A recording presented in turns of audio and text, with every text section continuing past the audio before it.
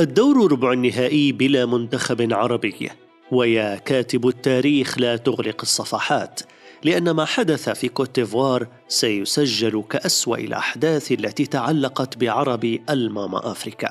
القصة بدأت سريعا والحلم ضاع بسرعة أكبر، فلا المنتخب المغربي ولا الجزائري ولا التونسي ولا الموريتاني ولا حتى المنتخب المصري، خمستهم فشلوا في الذهاب بعيدا في الكان. جهزوا حقائب العودة وانطلقوا لبلدانهم خائبين.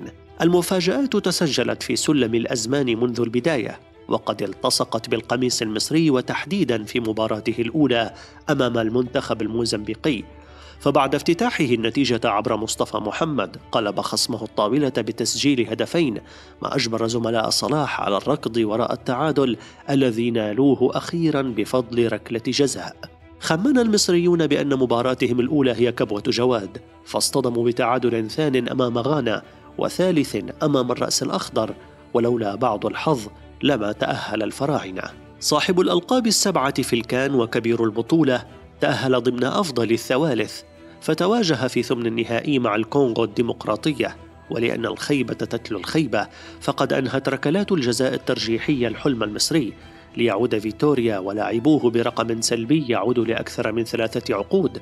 المنتخب خرج من الكان دون فوز يذكر، في حادثة تعود بالمصريين لعام 90 ثم عام 92، حيث عاد منتخبهم يجر أذيال خيبة الخروج مبكرا دون عزف نغمة الفوز.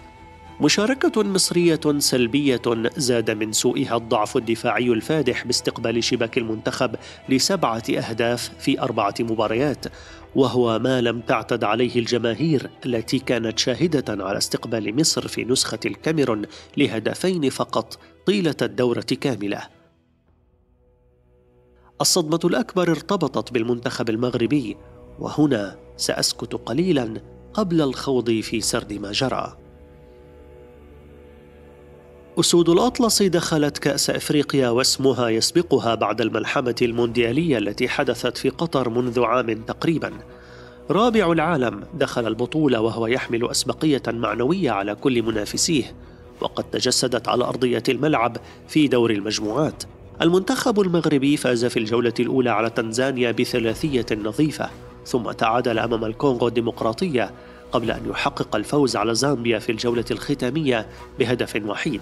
7 نقاط في جعبته أهلته كأول المجموعة وكثاني أفضل المنتخبات حصدا للنقاط بعد البطلة السنغال صاحبة العلامة الكاملة. السلسلة الإيجابية للمغاربة توقفت أمام أحفاد مانديلا، وفي مباراة غريبة الأطوار فازت جنوب أفريقيا بهدفين نظيفين.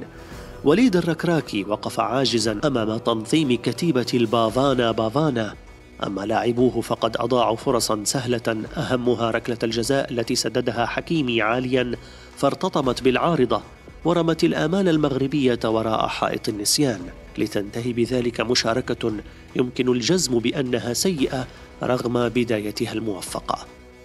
أما تونس والجزائر فالشعار خاوة خاوة قد رفع حتى في خروجهما من سباق البطولة. المنتخب الجزائري حقق تعادلين أمام كل من أنغولا وبوركينا فاسو قبل أن يهزم من موريتانيا في المباراة الأخيرة، لتتواصل نكسات محاربي الذين غادروا الكان من الدور الأول للمرة الثانية تواليا.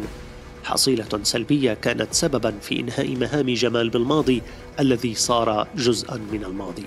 وبالنسبة للمنتخب التونسي فقد ظهر تائها بلا هوية، استهل مشواره أمام أضعف منتخبات المجموعة بالخسارة. ناميبيا تلاعبت بدفاعات قرطاج وجعلت نسورها مقطوعة الأجنحة. حاول اللاعبون التعويض أمام مالي وجنوب إفريقيا، لكنهم فشلوا في الفوز، وبنقطتين حلقوا إلى أراضيهم وسط سخط الشارع الرياضي التونسي المطالب بالتغيير. بين أزقة هذا المشهد الكئيب شعاع نور، وهو منتخب موريتانيا. المرابطون كتبوا تاريخهم الخاص في ثالث مشاركاتهم في العرس الإفريقي، فرغم خسارتهم أمام بوركينا فاسو وأنغولا، إلا أن تشبثهم بحلم تحقيق الفوز التاريخي الأول حفزهم لبلوغ هدفهم، وقد جاء ذلك على حساب الجزائر. موريتانيا تأهلت ضمن أفضل الثوالث وتواجهت مع الرأس الأخضر في ثمن النهائي. الخسارة لاحقت موريتانيا في اللحظات الأخيرة من المباراة، هفوة منحت الرأس الأخضر ركلة جزاء سجل من خلالها وعبر لربع النهائي، بينما عادت كتيبة أمير عبده لبلد المليون شاعر حاملة شرف تقديم مستويات رائعة نالت إعجاب الجماهير العربية.